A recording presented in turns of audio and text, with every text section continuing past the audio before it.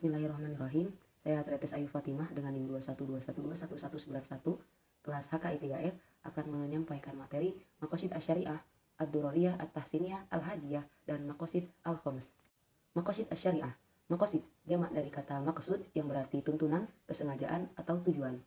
Syariah adalah sebuah kebijakan, hikmah, dan tercapainya perlindungan bagi setiap orang pada kehidupan dunia dan akhirat.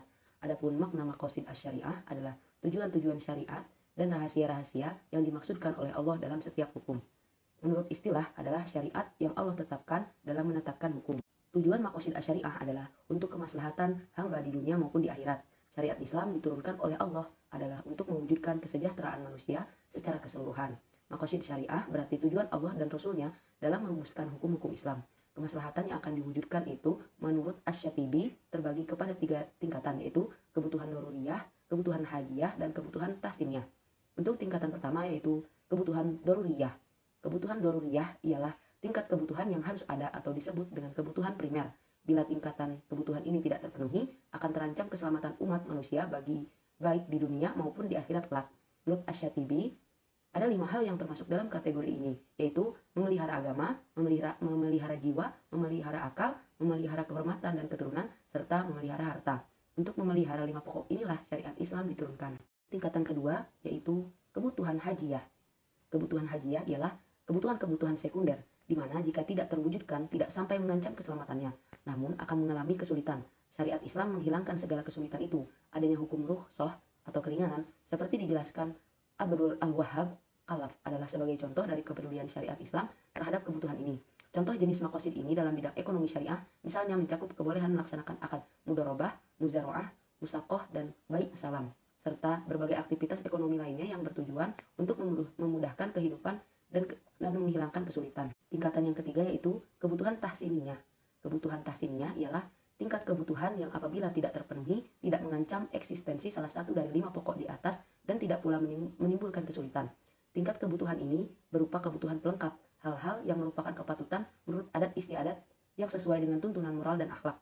Contoh jenis al-maqasid ini adalah antara lain mencakup kesopanan dalam bertutur dan bertindak serta pengembangan kualitas produksi dan hasil pekerjaan.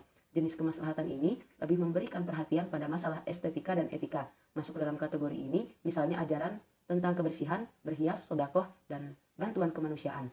Kemaslahatan ini juga penting dalam rangka menyempurnakan kemaslahatan primer dan sekunder. Selanjutnya adalah maqasid al-khoms dan penerapannya. Yang pertama adalah hifzuddin, memelihara agama. Islam diturunkan dalam rangka memelihara maqasid al-khoms atau kulliyatul khomsah. Agama merupakan tingkatan yang paling penting dari maqasid tersebut, karena agama merupakan ruhnya, yang lain hanyalah cabangnya. Cabang tidak akan dapat berdiri kecuali dengan memelihara agama. Contohnya jihad, beribadah, dan lain-lain. Yang kedua yaitu hifzun nafs, memelihara jiwa. Islam sangat mementingkan memelihara jiwa, maka di antara hukum menetapkan itu sebagai kemaslahatan yang penting dan menolak hal yang mafsadat. Yang dimaksud dengan jiwa di sini adalah jiwa yang terpelihara. Contohnya menjaga kesehatan, menjaga nyawa, larangan membunuh sesama, dan lain-lain. Yang ketiga yaitu hifzul aqli, memelihara akal. Maksud memelihara akal adalah menjaga agar akal tidak rusak, yang mengakibatkan si mukallaf tidak bermanfaat dalam masyarakat.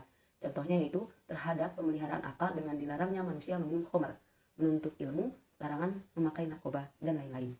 Yang keempat yaitu hifzun nasl, memelihara keturunan atau kehormatan. Bahwa memelihara keturunan merupakan kebutuhan asasi untuk kemaslahatan manusia. Contohnya adanya perintah menikah, larangan berzina, menjaga kehormatan keluarga, dan lain sebagainya. Yang terakhir adalah hifzul mal, memelihara harta. Pemeliharaan terhadap harta dilakukan dengan mencegah perbuatan yang menodai harta, seperti pencurian, perampokan, dan banyak lagi kejahatan yang terdapat harta lainnya, yang harus pula dipelihara dengan jalan menyalurkannya secara benar dan baik. Contohnya bersedekah, berzakat, hukuman qisas bagi yang mencuri, dan lain sebagainya. Kira dicukupkan sekian. Mohon maaf apabila terdapat banyak kesalahan. Terima kasih. Wassalamualaikum warahmatullahi wabarakatuh.